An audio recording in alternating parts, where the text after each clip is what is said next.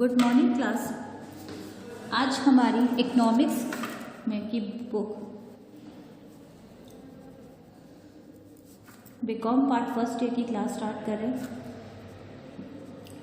जिसमें हमारा टॉपिक है श्रम और श्रम की कार्य कुशलता।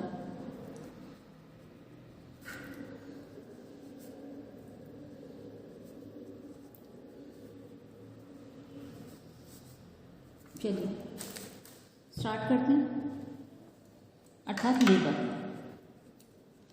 कोई डाउट? तो सबसे पहले लेबर पढ़ने से पहले हम श्रम का अर्थ पढ़ लेते हैं कि लेबर का अर्थ क्या होता है, मीनिंग ऑफ लेबर।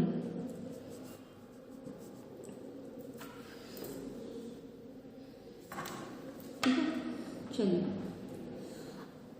साधारण बोलचाल में श्रम शब्द शारीरिक परिश्रम या निम्न कोटि के कार्यों से प्रयुक्त किया जाता है, लेकिन अर्थशास्त्र में इसका प्रयोग व्यापक है, अर्थात आर्थिक प्रतिफल के उद्देश्य से किए गए मानव के प्रत्येक शारीरिक एवं मानसिक प्रयत्न को अर्थशास्त्र में अर्थात जो भी वह कार्य पैसा कमाने की दृष्टि से करता है वह क्या कहलाता है, श्रम। कई बार समझ में, देखिए इसकी डेफिनेशन। आर्थिक प्रतिफल के उद्देश्य से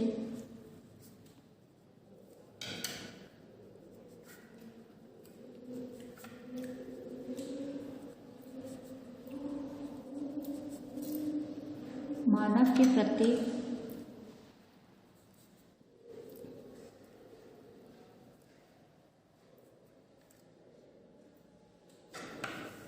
शारीरिक एवं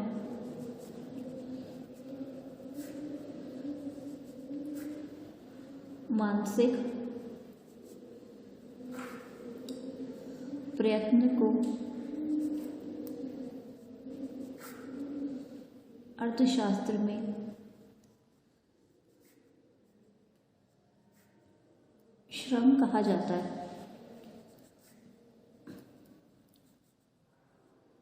क्या कह रहा है, आर्थिक प्रतिफल के उद्देश्य से, अर्थात पैसा कमाने की दृष्टि से आप अपने शरीर और मानसिक प्रयत्न को अर्थशास्त्र में क्या श्रम। लेकिन आप इसमें एक बात ध्यान रखना, सबसे अच्छी बात कही है, जैसे घर में अगर मम्मियाँ काम करती है, हाउस वाइफ है, तो वो श्रम नहीं कहलाएगा। लेकिन अगर आपके घर में कोई काम वाली बाई आ रही है और उसके बदले वो आपसे कोई पैसा ले रही है, तो वो क्या कहलाएगा, श्रम। अर्थात आर्थिक प्रतिफल के उद्देश्य से जब अपने शरीर को या मानसिक प्रयत्न करते हैं तो उसे अर्थशास्त्र में क्या कहते हैं, श्रम। कोई डाउट? प्रोफेसर थॉमस कि श्रम का अर्थ मानव के उन सभी शारीरिक या मानसिक प्रयत्नों से जो किसी प्रतिफल से आए। ठीक है, ठीक है। अब इसमें देखते हैं, इसके इन परिभाषाओं को देखते हुए श्रम को केवल में क्या क्या समावेश है। पहला है मानवीय श्रम,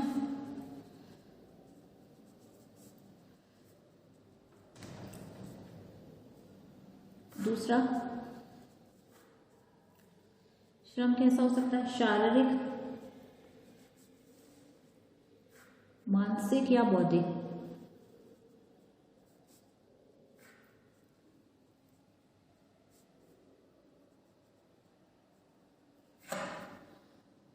श्रम में केवल शारीरिक मानसिक नहीं, आर्थिक प्रतिफल की दृष्टि से आशा की जाती है। थर्ड किसे देखा जाएगा, आर्थिक प्रतिफल। ये तीन चीजों का समावेश होना, अर्थात मानव के द्वारा श्रम करना, शारीरिक हो सकता है, मानसिक या बौद्धिक, और थर्ड क्या होता है, आर्थिक प्रतिफल। इन तीनों को अगर पाया जाएगा तो ही क्या होगा, श्रम कहा जाएगा, अर्थात लेबर कहा जाएगा। कोई डाउट? चलिए अब अगली टॉपिक लेते हैं,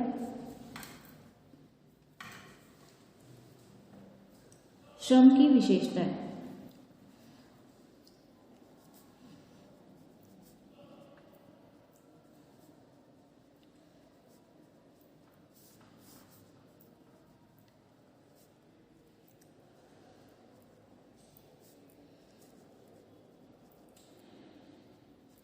करें, पहली है श्रम उत्पत्ति का सक्रिय साधन है।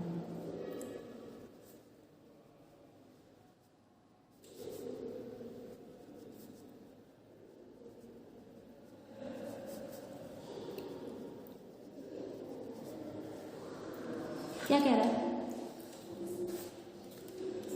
उत्पत्ति के दूसरे साधन जैसे भूमि पूंजी तो निष्क्रिय है, अर्थात आप उत्पादन नहीं कर सकते। श्रम की उत्पादन संचालन, श्रम के अभाव में उत्पादन कार्य संभव नहीं, अर्थात कोई व्यक्ति काम करना ही नहीं चाहेगा। एक्टिव लेबर, कोई मनुष्य काम करेगा तो ही वो होगा, अदरवाइज वह कार्य कैसा है, संभव हो ही नहीं सकता। आई बात समझ में?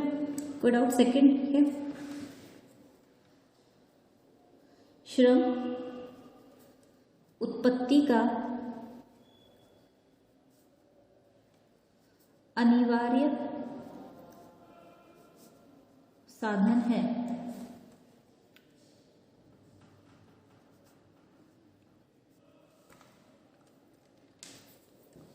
क्या कह रहा है? अनिवार्य। श्रम के अभाव में उत्पत्ति का कोई भी कार्य संभव नहीं होता। यद्यपि आधुनिक युग में संचालित यंत्रों से मानवीय श्रम को प्रतिस्थापित करने का प्रयास किया जाता है, फिर भी श्रम की सहायता से, अर्थात इसमें कह रहा है अगर रोबोट भी बना लिए जाए तो उन रोबोट्स को भी ऑपरेटर करने के लिए किसकी जरूरत है? मानव के लिए, अर्थात श्रम उत्पत्ति का अनिवार्य साधन है। कोई डाउट? थर्ड देखें,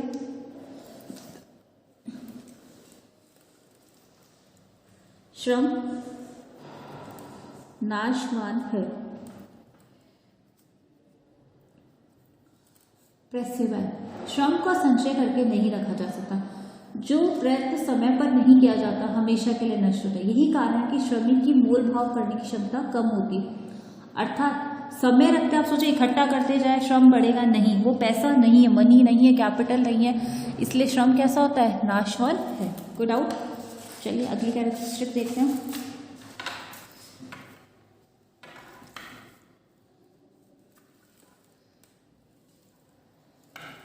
श्रमिक की मोल भाव करने की क्षमता कमजोर होती है।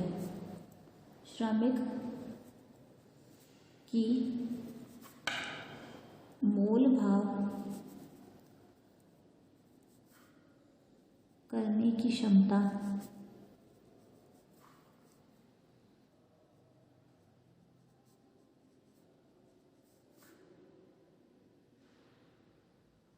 कमजोर होती है।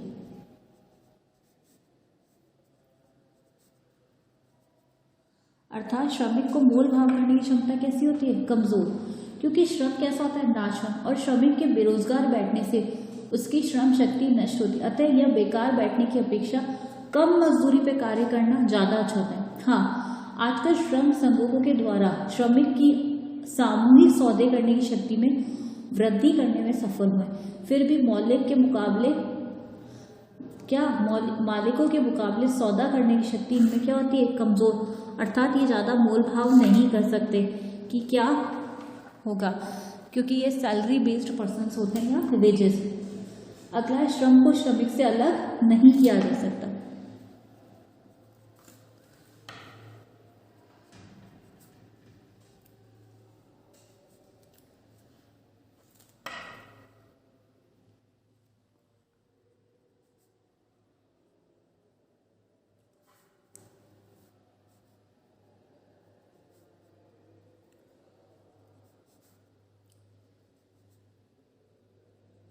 क्या कह रहा है?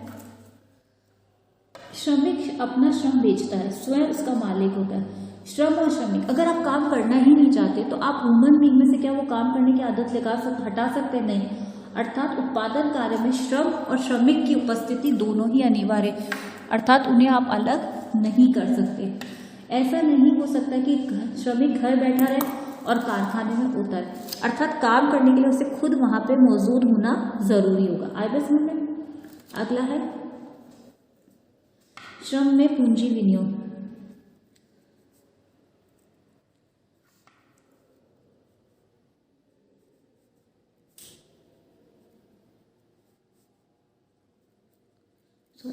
क्या कह रहा है? कैपिटल इन्वेस्टमेंट हो सकता है, अर्थात श्रम की कुशलता व योग्यता वृद्धि के लिए अच्छे पोषण, शिक्षा, प्रशिक्षण, तकनीकी ज्ञान में वृद्धि। जैसे आपको एग्जाम्पल देती हूँ कि पहले के टाइम में आपको ध्यान है खाता बही का काम लोग अपने हाथ से करते थे, लेकिन अब उनकी जगह किसने ले ली? कंप्यूटर। तो उन श्रमिकों को कंप्यूटर्स को चलाने के लिए भी किसकी जरूरत पड़ी? लेबर की। नई नई मशीनें आ गई, उनको सिखाया जाता है, तो उनकी जो तकनीकी करे जाते हैं, तो अर्थात उनमें हमें क्या करना पड़ता है, उन्हें वह तकनीक सिखानी पड़ती है, अर्थात उनमें वो इन्वेस्टमेंट करना पड़ता है। आई बात समझ में? 7th है श्रम गतिशील साधन है।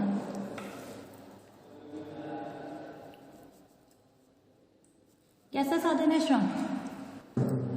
गतिशील। अतः श्रम श्रमिकों की सेवाओं से संबंध है और श्रमिक एक सजीव एवं विवेकशील प्राणी है। भूमि स्थिर होती है, पूंजी भी द्रव्य के रूप में होती है। परिवर्तनशील होने के कारण बहुत गतिशील होने पर श्रम पूंजी के अतिरिक्त उत्पत्ति के साधनों में सर्वाधिक गतिशील है, क्योंकि श्रम के स्थान पर दूसरे स्थान पर एक व्यवसाय से दूसरे स्थान पर आ जा सकता है। व्यवहार में श्रम की गतिशीलता, रीति रिवाज, जलवायु, अनेक बाधाएं आती हैं, पर तो फिर भी श्रम क्या है? गतिशील है, उसे चेंज एक फैक्टर से दूसरी जगह अर्थात चेंज कर सकते हैं। अगला है श्रम की पूर्ति में परिवर्तन।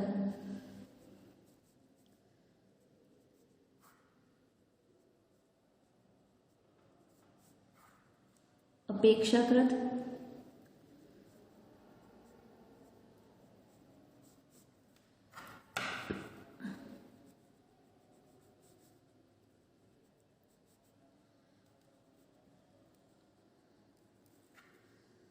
श्रम की पूर्ति में परिवर्तन कैसा होता है? अपेक्षाकृत धीमी गति से। अन्य वस्तुओं की पूर्ति मूल्यों में वृद्धि के साथ साथ बढ़ती है, पर श्रमिकों की पूर्ति मजदूरी में सामान्य ढंग से ही प्रभावित होती है, अर्थात मजदूरी में वृद्धि से श्रमिकों की पूर्ति में वृद्धि होने समय लगता है। अर्थात श्रम की पूर्ति न तो तेजी से बढ़ाई जा सकती है और न शीघ्रता से घटाई जा सकती है। इसके अतिरिक्त आवश्यक नहीं है तो मजदूरी में वृद्धि से श्रम की पूर्ति उसी अनुपात में बढ़ाया जाता है। अनुभव बताता है कि श्रम की पूर्ति अपेक्षाकृत कैसी होती है? कम लोचदार। इलास्टिसिटी कैसी होती है? Less than 1। आई बस समझ में? कोई डाउट? अर्थात श्रम की पूर्ति में परिवर्तन अपेक्षाकृत धीमी गति से होता है। कोई डाउट? 9 से देखिए,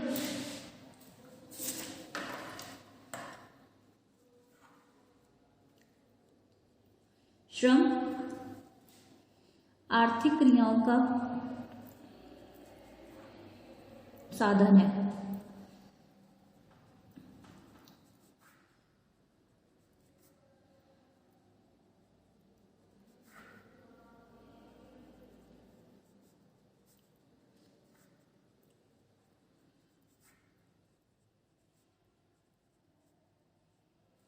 क्या कह रहा है? साधन और साध्य, मीन्स और एंड दोनों है। श्रम उत्पादन का एक सक्रिय साधन तो है ही, पर साधन ही साथ उपभोक्ता के रूप में सभी आर्थिक क्रियाओं का साध्य भी है, क्योंकि अत्यंत मानवीय क्रियाओं का अंत आवश्यकताओं की पूर्ति से संतुष्टि प्रदान करता है।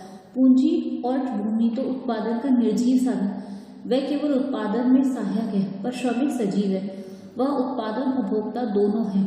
अतः साधन और साध्य दोनों है। अतः श्रम आर्थिक क्रियाओं का कैसा है? साधन और साधन, मतलब मीन्स और एंड दोनों है। श्रम में अपनी बुद्धि, तर्क और निर्णय की शक्ति होती है।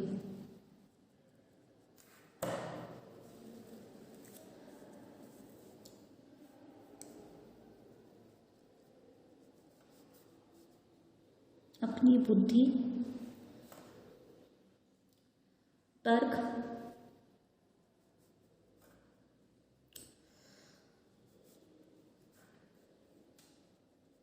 की शक्ति होती है। क्या कह रहा है? इस कारण यह निरंतर आविष्कार और अनुसंधान करके उत्पादन तकनीकी में सुधार रहता है। इसी प्रकार श्रम को लगातार उत्पादन कार्य में रत नहीं रखा जा सकता, उसे आराम की आवश्यकता होती है। जैसे मशीनों को लगातार बिना रुके उत्पादन कार्य में लगाया जाता है, पर श्रमिकों को नहीं।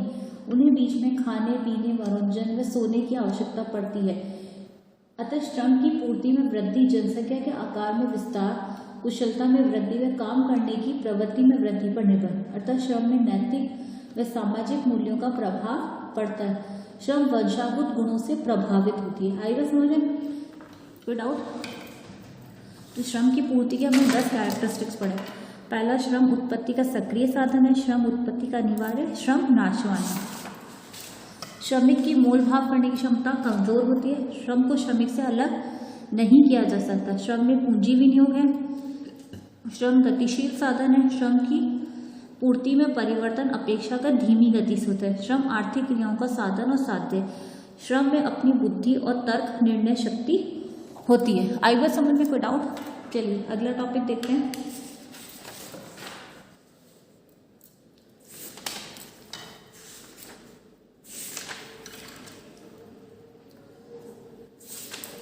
श्रम की विशेषताएं व आर्थिक सिद्धांत में महत्व।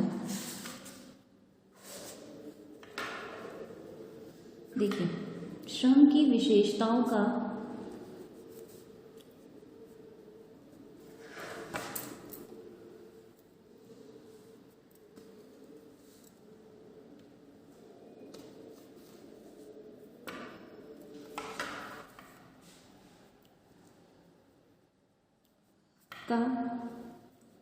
आर्थिक सिद्धांत में महत्व।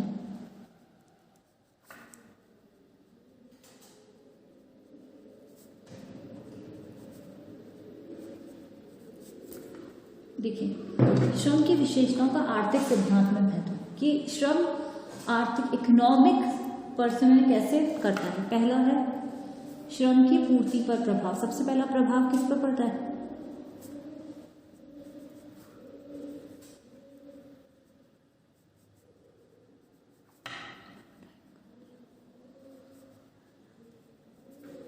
श्रम श्रमिकों की सेवाओं से संबंध होता है, श्रम को श्रमिक से अलग नहीं किया, अतः श्रमिकों की संख्या में वृद्धि, श्रमिकों की कार्य कुशलता में वृद्धि से ही श्रम की पूर्ति में वृद्धि संभव है। श्रम की पूर्ति में वृद्धि जनसंख्या वृद्धि से संभव होती है, अतः अपेक्षाकृत समय अधिक लगता है। इसी प्रकार कुशलता में वृद्धि शीघ्रता से नहीं की जा सकती। श्रम में बुद्धि, तर्क और निर्णायक शक्ति होने से श्रम की पूर्ति वृद्धि से अन्य वस्तुओं की पूर्ति के समान प्रभावित नहीं होती। एक सीमा के बाद श्रमिकों की मजदूरी में वृद्धि श्रम की पूर्ति बढ़ने के स्थान पर कम भी कर सकते, क्योंकि समय या श्रम से ही पूर्ववत आय प्राप्त होने से वह अधिक आराम व छुट्टियां लेने की प्रवृत्ति प्रेरित होगी। इसके विपरीत मजदूरी कम होने पर पूर्ति में वृद्धि हो सकती, अतः श्रम का प्रतिफल श्रम की पूर्ति को सामान्य तरीके से प्रभावित नहीं करता, अतः श्रम की पूर्ति पर प्रभाव पड़ता है। ठीक है, सेकंड है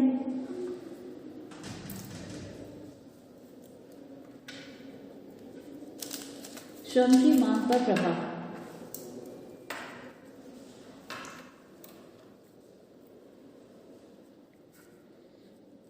पूर्ति पर प्रभाव पड़ा पहले, अब सेकंड आता है मांग पर।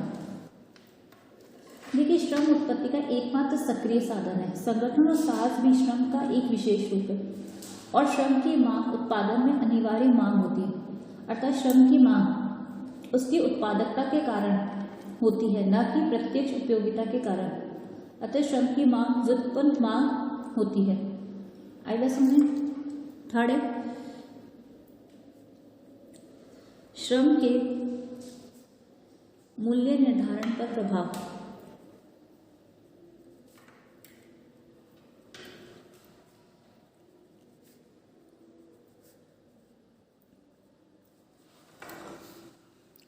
देखिए, श्रम की मजदूरी व उसके प्रतिफल निर्धारण करने पर भी श्रम की विशेषताओं का बहुत बड़ा प्रभाव पड़ता है। श्रम के नाशवान होने से श्रम की स्थिति दुर्लभ होती है और उसके सौदा करने की शक्ति कम होती है, अतः मालिक श्रमिकों का शोषण करने तथा मजदूरी का स्तर नीचे रखने में समर्थ रहते हैं, अर्थात वर्तमान युवक संगठित होकर सौदाबाजी के लिए संघ क्या बनाते हैं? श्रमिक संघों का निर्माण करते हैं। आई बात समझ? अगला है श्रम की कार्य की दशाओं पर प्रभाव।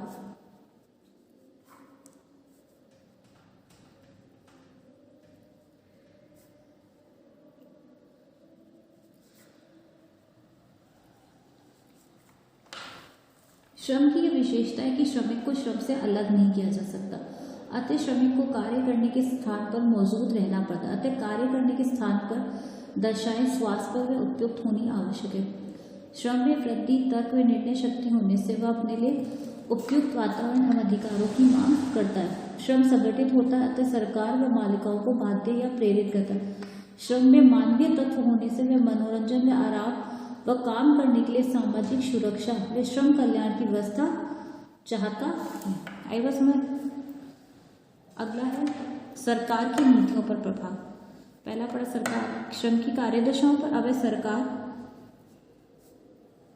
की नीतियों पर प्रभाव।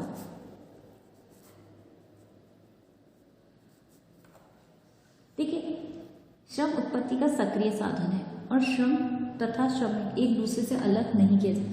अतः सरकार उसके मानवीय तत्वों से प्रभावित होकर उसके कल्याण, सामाजिक सुरक्षा और मजदूरी आदि संबंधी कानून बनाती है, जो राजस्व या मूल्य निर्धारण तथा उत्पादन सिद्धांतों को प्रभावित करते हैं। आई बात समझ में? कोई डाउट?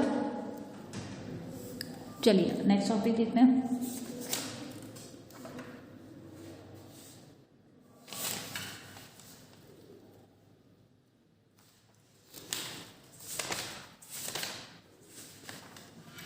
श्रम की पूर्ति, श्रम की पूर्ति नेक्स्ट टॉपिक है।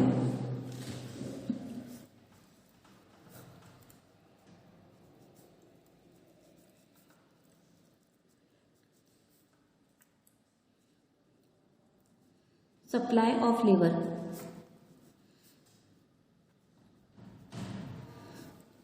चलिए करते हैं, करें स्टार्ट। चलिए, देखिए, श्रम की पूर्ति का अभिप्राय श्रम के कुल कार्यशील घंटों से जो जनसंख्या उत्पादक कार्यों को देने को उद्गत है। इस प्रकार श्रम की कुल पूर्ति देश की कार्यशील जनसंख्या के अनुपात तथा प्रति व्यक्ति काम करने के घंटों की संख्या पर निर्भर करती है, जो वे उत्पादन कार्य के लिए प्रतिफल के रूप में देने को उद्गत होते हैं। इस प्रकार देश में श्रम की कुल पूर्ति देश की कुल जनसंख्या, अनुपात और प्रति व्यक्ति कार्य करने की घंटों की और लोगों में प्रति रुचि रखने के व्यापार पर आधारित होती है। ठीक है, अब इसमें लिख सकते हैं हम,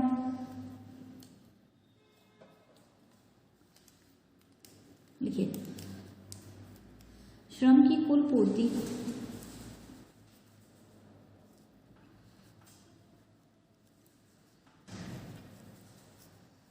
देश की कार्यशील जनसंख्या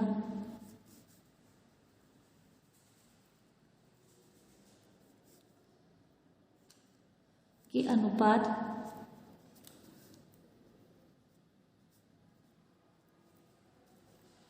तथा प्रति व्यक्ति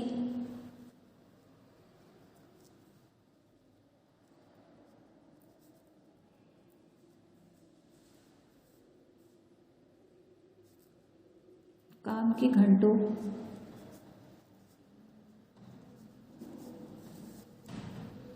की संख्या पर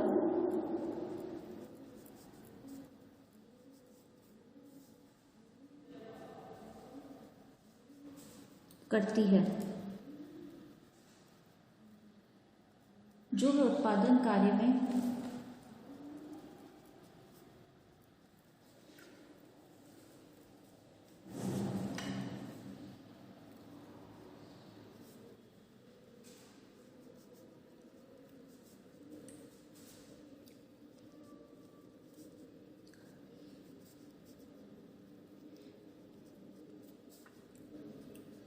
देने को उद्यत है। क्या कह रहा है? श्रम की कुल पूर्ति देश की कार्यशील जनसंख्या के अनुपात तथा प्रति व्यक्ति आर्थिक पर बदले देने को उद्यत है।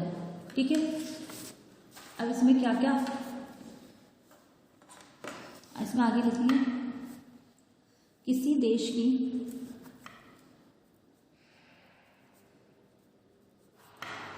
में श्रम की कुल पूर्ति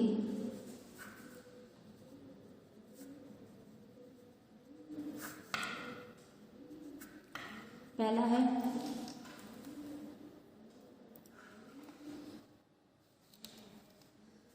की कुल जनसंख्या,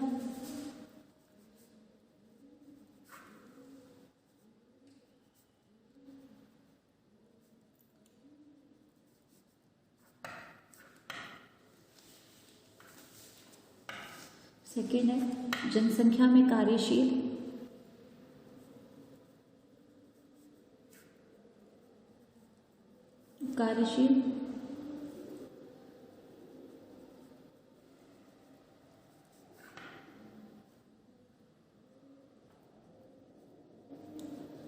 जनसंख्या का अनुपात,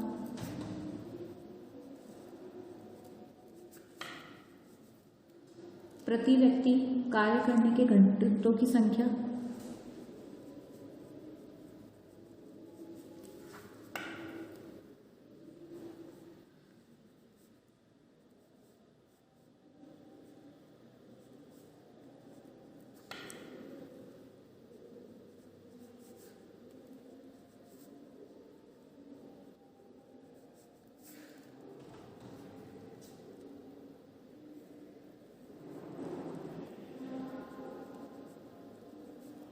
श्रमिक की कार्यकुशलता,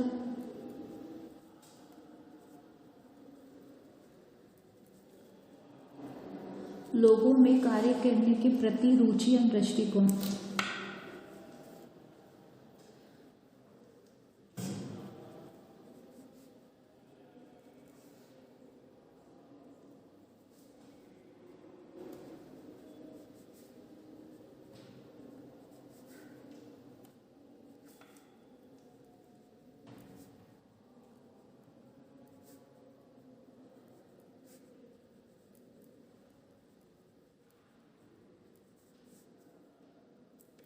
कार्य करने के प्रति रुचि एवं दृष्टिकोण। तो देश की जनसंख्या में देश की कुल जनसंख्या, जनसंख्या में कार्यशील जनसंख्या का प्रति व्यक्ति कार्य करने की घंटों और श्रम की कार्यक्रिया, और लोगों में कार्य करने के प्रति रुचि एवं दृष्टिकोण।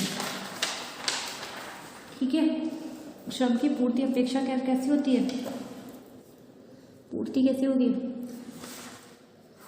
कम लोचदार। इलास्टिसिटी कैसी होगी? लेस देन 1, मतलब कम लोचदार। कोई डाउट? अब इसका एक डायग्राम बनता है कि इसका कर्व कैसे बनता है, ऐसे बैकवर्ड, अर्थात सप्लाई कर्व कैसी रहती है? बैकवर्ड, झुकी हुई पीठ के समान कहते हैं बैकवर्ड, क्योंकि श्रम में कार्य करने की क्षमता धीरे धीरे क्या हो जाती है? कम। तो सप्लाई कैसे रहता है? बैकवर्ड रहता है। कर्व कैसा रहता है? बैकवर्ड, अर्थात एक कर्व के समान रहता है, एक बैकवर्ड कर्व के समान। आई बात समझ में? कोई डाउट? ठीक है, अब नेक्स्ट टॉपिक लेते हैं हम।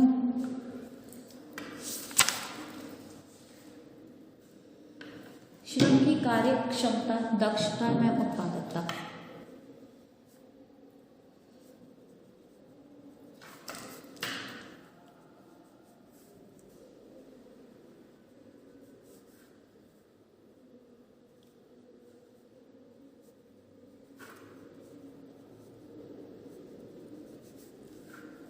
या उत्पादकता।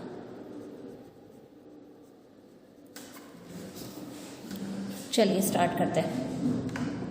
करें स्टार्ट। श्रम की कार्यकुशलता, दक्षता या उत्पादकता, कुछ भी बोल दीजिए बात।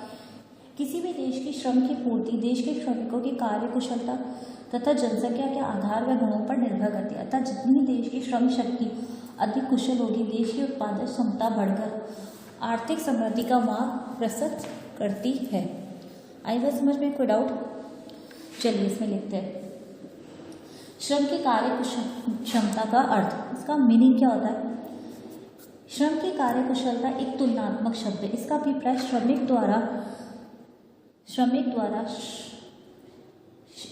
द्वारा दूसरे श्रमिक से एक निश्चित समय में अधिक मात्रा या अधिक उत्तम किस्म दोनों दृष्टि से उत्पादन करने की योग्यता, क्षमता या शक्ति से है। आई बात समझ में? चलिए इसमें लिखते हैं। श्रम की कार्यकुशलता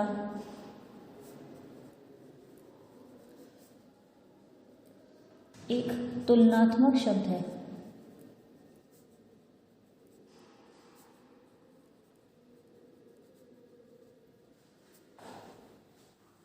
इसका अभिप्राय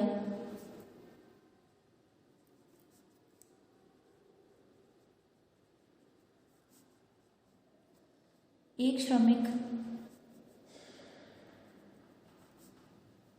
द्वारा दूसरे श्रमिक से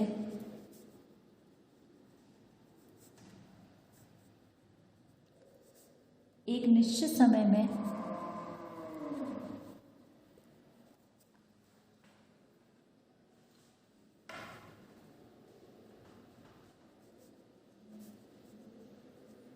अधिक मात्रा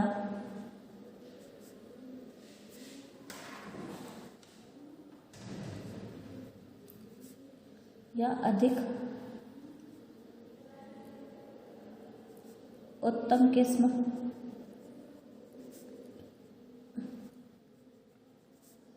या दोनों दृष्टि से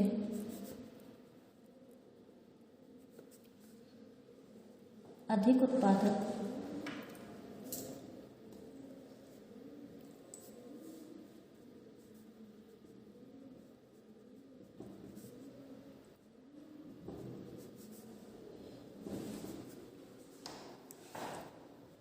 योग्यता या क्षमता या शक्ति से है। अर्थात सामान्य परिस्थितियों में एक श्रमिक दूसरे श्रमिक की तुलना में अधिक उत्पादन या उत्तम किस्म का उत्पादन करने की क्षमता को कार्यकुशलता कहते हैं। कार्यकुशलता एक सापेक्षिक और तुलनात्मक धारणा होने के कारण एक ही प्रकार के कार्यों में समान परिस्थितियों से संबंधित होती है। इसलिए श्रम की कार्यकुशलता उसकी उत्पादकता के आधार पर जानी जाती है। जैसे कपड़ा मिल के द्वारा एक श्रमिक सारे दिन में 50 मीटर कपड़ा बनाता है, जबकि दूसरा 60 मीटर, तो दूसरा श्रमिक पहले श्रमिक की अपेक्षा में अधिक कुशल माना जाएगा। आई बात समझ में? कोई डाउट? आगे देखिए,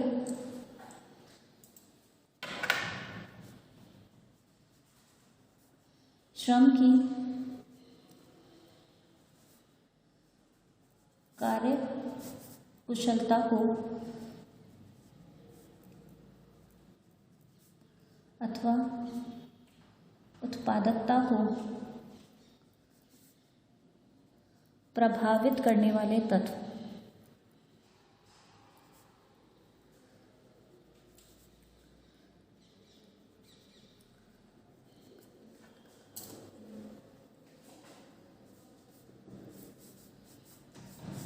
करने वाले तत्व कौन कौन से थे?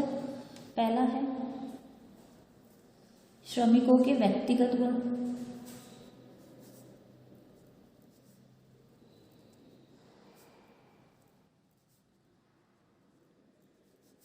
दूसरा है देश की परिस्थितियों,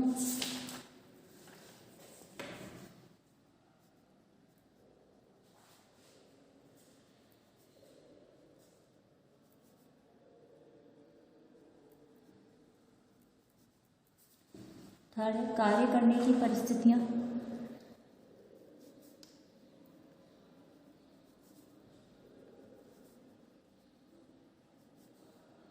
फोर्थ है संगठन एवं प्रबंध की योग्यता,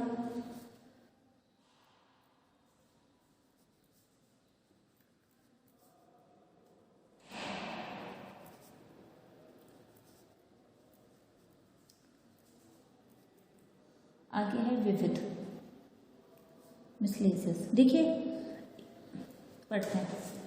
श्रम की कार्यकुशलता के उत्पादन को प्रभावित करने वाले 5 है। श्रमिकों के व्यक्तिगत गुण, देश की परिस्थितियां, कार्य करने की परिस्थितियां, संगठन, प्रबंध, विविध। इस परिस्थितियों को प्रभावित करने वाले तत्वों को हम नेक्स्ट क्लास में बहुत अच्छे से डिटेल करेंगे, क्योंकि ये काफ़ी लेंथी और लंबे हैं, जो इस क्लास में पूरे हो पाना संभव नहीं है। तो एक बार हम रिवाइज कर लेते हैं कि आज हमने क्या क्या पढ़ा, ताकि आपको कोई दिक्कत ना आए। आज का हमारा टॉपिक था श्रम की कार्य कुशलता। देखिए, श्रम का अर्थ होता है आर्थिक प्रतिफल के उद्देश्य से मानव के प्रत्येक शारीरिक एवं मानसिक प्रयत्न को अर्थशास्त्र में श्रम कहा जाता है।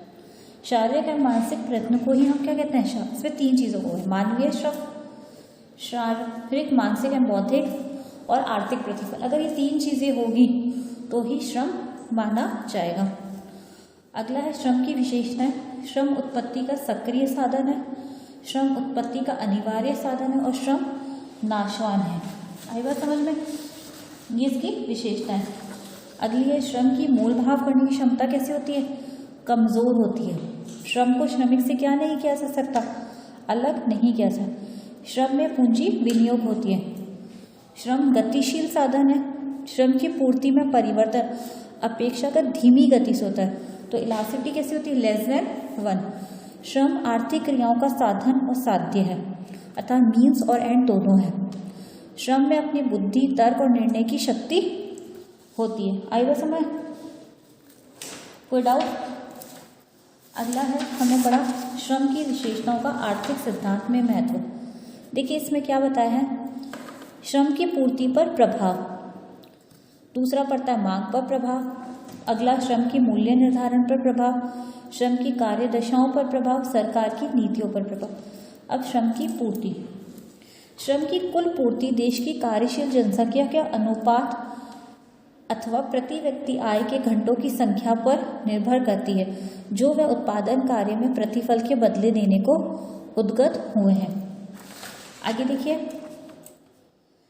किसी देश में श्रम की कुल पूर्ति में क्या क्या आता है? उस देश की कुल जनसंख्या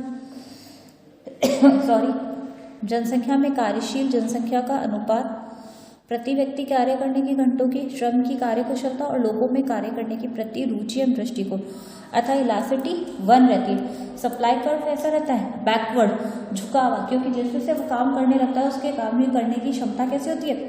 कम होती जाती है। आई बात समझ में?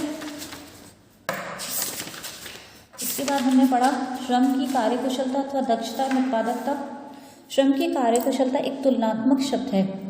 इसका अभिप्राय एक श्रमिक द्वारा दूसरे श्रमिक से निश्चित समय में अधिक मात्रा या अधिक उत्तम किस्म दोनों दृष्टि से अधिक उत्पादन करने की योग्यता या क्षमता या शक्ति से है।